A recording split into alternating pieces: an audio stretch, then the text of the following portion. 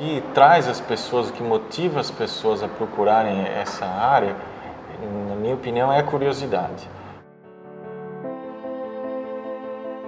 É um serviço normal, igual o outro qualquer. Amo o que eu faço, não a violência.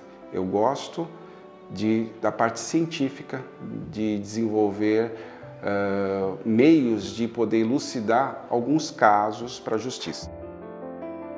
Qualquer detalhe faz toda a diferença e isso me prende, porque eu não tenho rotina no meu serviço. Você tem que se doar 100%. Porque não adianta, se a gente não levar esse trabalho com leveza, você fica louco.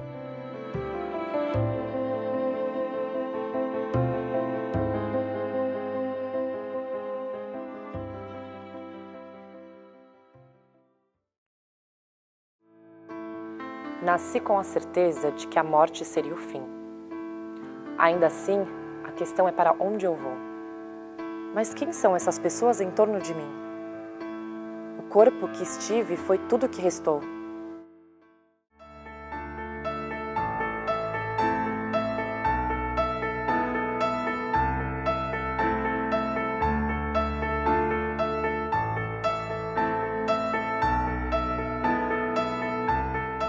Meu primeiro contato com corpos foi com 8 anos, a primeira vez um corpo, né? Um corpo humano, sem vida, e eu achei aquilo sensacional.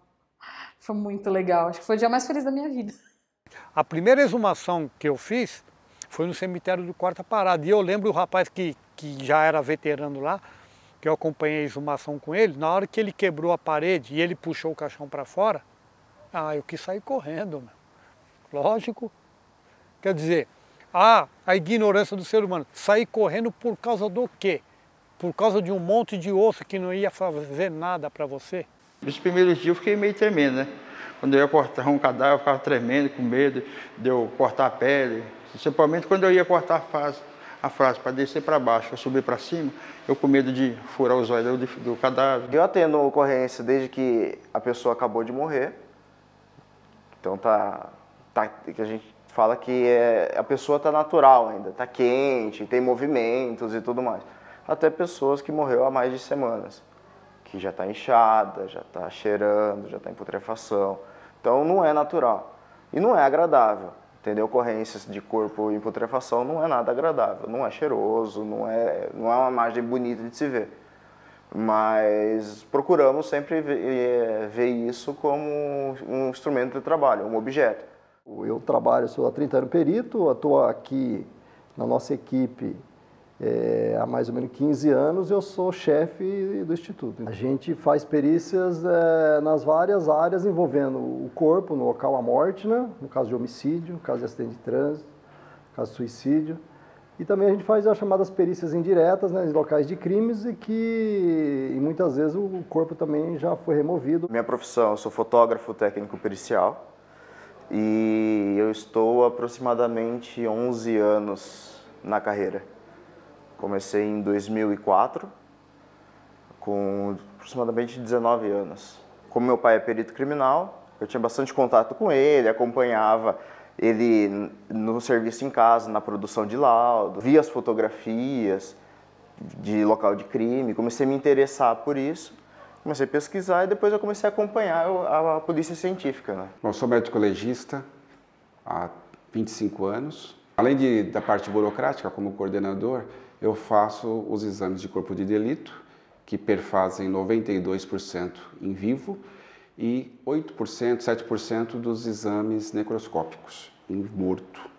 A gente pode dividir didaticamente a morte em morte natural, que ocorre por um fenômeno, uma doença física, enfim, um fenômeno natural, e as mortes que nós chamamos de causas externas. Então o IML vai investigar e vai determinar exatamente a causa do óbito e encaminhar um laudo para que constitua o inquérito policial. Quando eu entrei aqui, minha profissão era abrir os corpos, fazer a necrópsia. O médico chegava aqui de manhã cedo, meu serviço era Chegava, dava banho no defunto, depois ia tirar a pressão digital. Quando o médico chegava, já estava tudo aqui na hora para fazer a autópsia. Eu sou tanatopraxista há 10 anos. Atuo no setor funerário e, além de atuar no setor funerário, ainda dou cursos no setor, né? Tenho a minha escola. A tanatopraxia, ela é um processo de conservação e asepsia do corpo, né? A gente higieniza e faz todo um processo para que a família possa velar aquele corpo com segurança. E a necromaquiagem seria a finalização desse trabalho, né? Para deixar o corpo apresentável, para que a família possa velar e se despedir com todas as honras, né? que ela merece. A minha função aqui é agente de apoio motorista e eu estou nessa função há 38 anos. Quando eu entrei no serviço funerário, eu entrei como aprendiz de forrador de urnas e caixões. Aí passei a forrar urnas e caixões, depois separei caixões, aí fui servir flores e artigos religiosos, vim para o tráfego e fui motorista, fui expedidor, que expedidor no caso é aquele que solta o serviço, né? E me encontro aqui até hoje. Eu trabalhei uns 10 anos mais ou menos no cemitério, depois eu vim para o crematório, comecei a trabalhar de operador de forno e estou até hoje, mais ou menos uns 28 anos. Minha função é colocar os corpos no forno para cremar.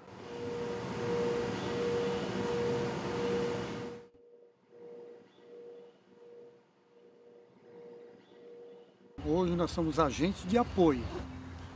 Porque é muito errado as pessoas falar, por exemplo, o coveiro, né? Quer dizer, na realidade, coveiro, né? Porque abre cova, né? Quem abre cova é o quê? Não é engenheiro, é um coveiro. Eu chego de manhã e vou abrir 4 covas, todo dia. Eu vou tirar 4 corpos para dar lugar para os outros sepultamentos que vão estar chegando. Isso é todo dia. Então meu dia a dia é esse, abrir cova, exumar os corpos, fazer sepultamento. Meu dia a dia é esse, não tem outra coisa, é só isso.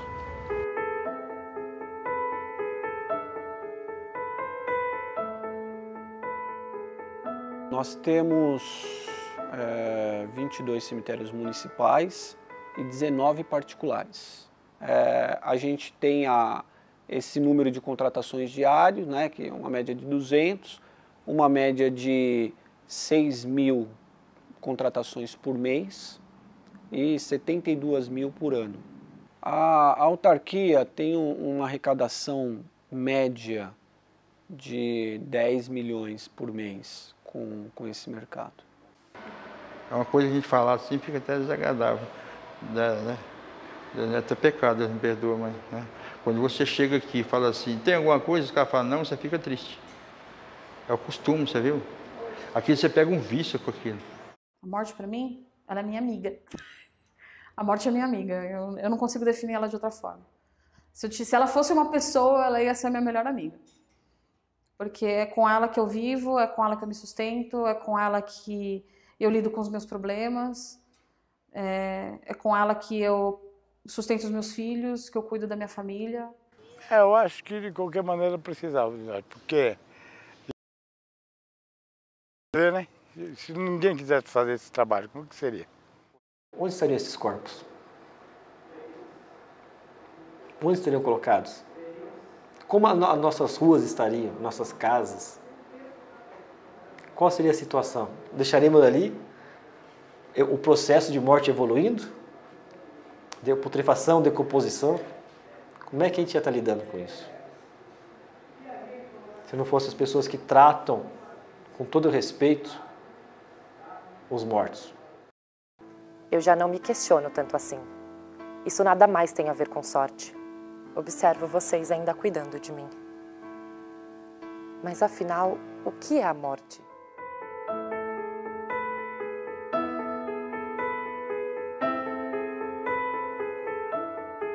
Eu me sinto mais confortável em pensar que a morte não seja o final de tudo, né? Mas a gente não tem certeza de nada nesse mundo. E quem é que pode dizer que não, né? Quando a morte bate na porta de qualquer pessoa, A morte, ela é igual, ela não escolhe classe social. A morte, quando ela bate com uma pessoa, ela é igual para todo mundo. Pode ser rico, pobre, pode ser branco, preto, amarelo, vermelho. Então a morte, ela não faz distinção de classes sociais. E a morte, ela não tem idade. Então eu vejo, por exemplo, as pessoas se assustando muito na questão, assim, nossa, ele é tão novo, mas ele morreu. Né, assim, como se a ordem regular das coisas é que a gente só morresse quando nós fôssemos velhos. Né, assim, então eu acho que a nossa sociedade, ela realmente, ela encara a morte ainda, ela não encara a morte próxima, mas encara a morte como um grande espetáculo, desde que a morte seja do outro. Tem gente que antes de falar, a morte bate 3 vezes na boca, né, quase como se execrando ela. Mas nem sempre foi assim, né? Os antigos, né, lidavam com a morte de uma forma muito diferente. Né? A morte era cotidiana, as pessoas ritualizavam a morte. Não existe forma ideal de encarar a morte. Existe aquela que para nós, vamos dizer, de alguma maneira, a psicologia sempre sai por essa via, né? Que é uma questão pessoal, tem a ver com a história de vida, com aquilo que a gente considera que é essencial na nossa existência. É essa forma de morte que a gente deveria ter. Por isso que nunca as pessoas estão preparadas para isso.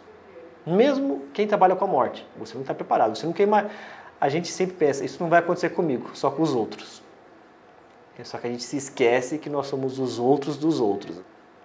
Eu não sabia que ia ser assim. Os cuidados com esta carne já não me dizem respeito. Embora talvez nada mais eu sinta, parece que eu ainda os preocupo de algum jeito.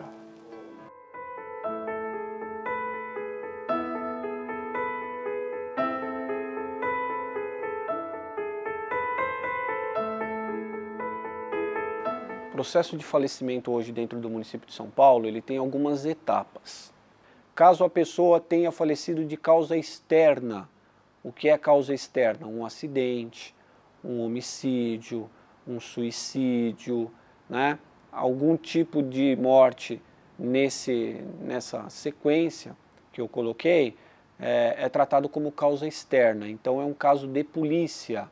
O delegado, teoricamente, se dirige até o local, e havendo vestígios que exijam a presença do perito, ele vai acabar solicitando a presença do perito no local para estar fazendo os exames.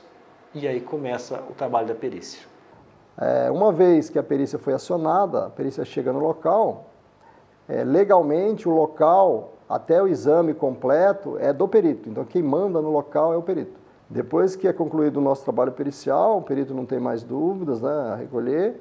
Esse cadáver ele é liberado para recolha, ele é recolhido e vai para o Instituto Médico Legal, aí vai ficar para a perícia do médico legista. Aí ele vai examinar o corpo, para ver ferimento, ver causa-mortes, né, para concluir o trabalho dele também. O Instituto Médico Legal, nós pegamos casos exclusivamente que têm violência envolvida, que perfazem 4 tipos: homicídio, suicídio, acidente e morte suspeita. No caso do Serviço de Verificação de Óbitos, são os casos de mortes, entre aspas, as mortes ditas naturais, em que a pessoa ou falece em casa ou falece no hospital e o profissional da saúde, o médico no caso, não sabe qual foi a causa-morte, mas não tem violência envolvida. E a partir daí inicia-se o processo de sepultamento, né, de contratação da homenagem. Tá? Nos casos de causa externa para cremação é um pouco mais difícil, porque normalmente há uma investigação da causa da morte. O que a gente faz? O corpo chega aqui, ele desce lá embaixo, a gente recebe os corpos, aí lá fica chamando, a gente coloca no elevador, ele vem aqui em cima, faz a cerimônia, desce, né?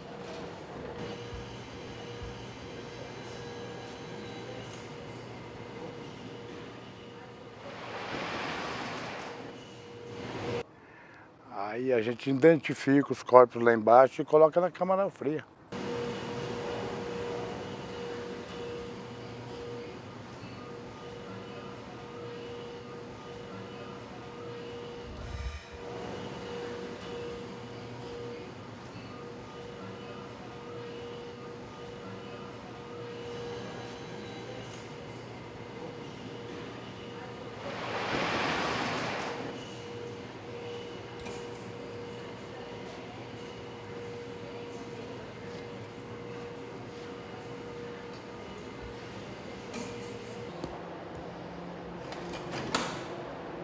E ela vai aguardar o horário dela para outro dia ser cremada. Cada um tem o seu horário, né? Então, quando é feita a cremação, encerra-se ali a possibilidade de qualquer procedimento de exame de DNA ou exame do corpo. Cremou, acabou, não tem como dar sequência nesse processo. Então, normalmente a possibilidade de se cremar num caso de morte por causa externa é mais complicada. O processo é basicamente esse, tá? A pessoa foi informada, ela vai seguir esses passos todos até chegar no momento final, que é ou o sepultamento ou a cremação. Ah, você tira foto de morto? Credo. Ah, Deus me livre, você tá doido, mas sai de perto de mim, você tá louco. Você tem muita coragem, você é sangue ruim. Nossa, o senhor é coveiro? Eu falei assim, não, coveiro é quem planta couve na feira. Até. Mexer com morto, né? Se ele levantar, o senhor não tem medo? O senhor não tem nojo? Oi, tudo bem? Ela sai limpando a mão, é legal. Os caras que para trabalhar um serviço desse tem que beber. Eu não bebo. Profissionais que lidam com a morte no seu cotidiano, eles podem ter sim isso pode afetar a vida deles bastante fortemente, porque vivem muita situação de sofrimento, às vezes eles são estigmatizados, mas a gente tem que lembrar que cada pessoa é uma pessoa, tem a sua história de vida, suas escolhas e tal, e também suas formas de enfrentamento. Então não dá para dizer genericamente. Agora, de qualquer maneira, é preciso cuidado, principalmente quando o nível de sofrimento e de estresse é além da conta que a pessoa aguenta. Então, você falar para as pessoas assim, eu sou sepultador. O quê? Eu sou sepultador. O que é isso? Coveiro. Nossa, que absurdo, você é coveiro? Né? As pessoas já te discriminam. E porque o ser humano não está acostumado a lidar com esse tipo de situação, com essas questões da morte. Né? Ela lidar muito bem com qualquer outra coisa. Mas quando entra no mérito de morte, aí a pessoa já cria todo um preconceito e começa a olhar os profissionais dessa área de uma forma diferente. Eu não vejo como um preconceito. Eu vejo como, nossa, você tem muita coragem para fazer isso, mas não é uma coisa natural. Tanto é que eu até brinco às vezes, quando eu não quero muito entrar no assunto e perguntam o que eu faço, eu falo que eu fotografo natureza morta. Na época eu estava namorando com a menina, ela falava de que eu trabalhava. Eu falava, eu trabalho na floricultura, né? Se eu falasse para ela que eu cortava de fundo, que ela tinha medo disso, eu acho que ela não tinha me largado, né? Ela só foi descobrir da minha profissão depois nós casamos, depois de muito tempo. Ela foi desgramada. Se eu soubesse que trabalhar com jamais, eu tinha quase casar com você. Hoje ela acostumou, hoje é normal.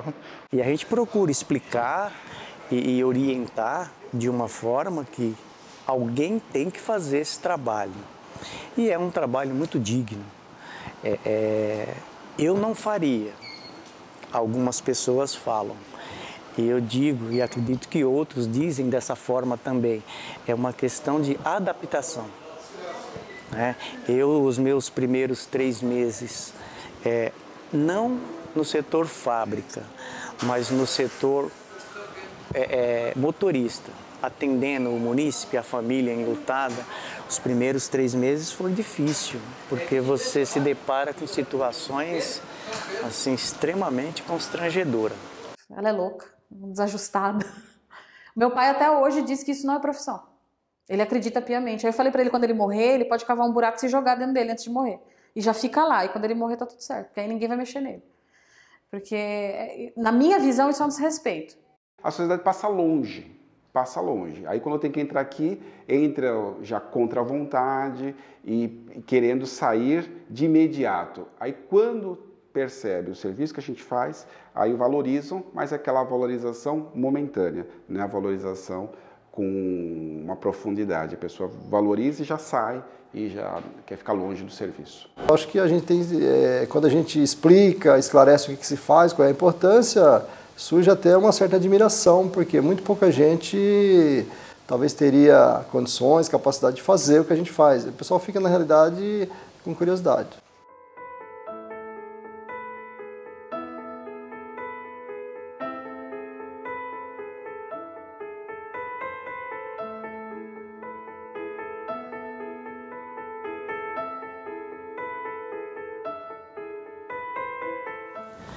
O que mais me emociona é eu fazer um trabalho de anjinho. Sabe, você fazer um trabalho de recém-nascido, de um bebê de 2 aninhos. Um caso que me deixou bem estremecido uma vez foi quando eu estava atendendo uma ocorrência de suicídio. A mãe, eu saí do quarto onde a vítima estava, a mãe me abraçou, chorando, segurou pelos meus braços e perguntou se era verdade o que estava acontecendo, olhando nos olhos, chorando constantemente. Me arrepia só de lembrar da situação. E é ilusitado isso, não é constante que acontece isso.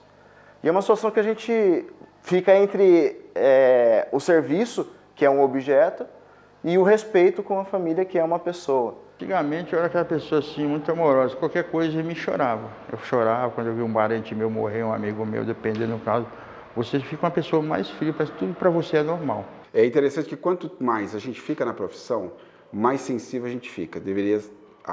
As pessoas acham o contrário, que quanto mais tempo passa, mais insensível a gente fica. E eu brinco que se a pessoa diz que está acostumado, eu falei, pega essa pessoa, retira do serviço interno e trata, porque não é normal.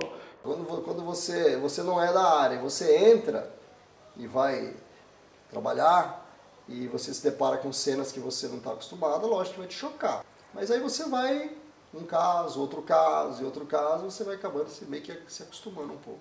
Porque a gente faz uma análise, né, do caso técnica.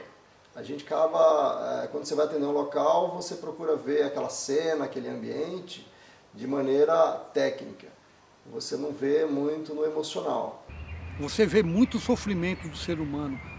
Todo dia morre gente. Todo dia você vê o sofrimento das pessoas. Aí você se coloca no meu lugar. 30 anos você ouvindo isso. O sofrimento das pessoas não é fácil.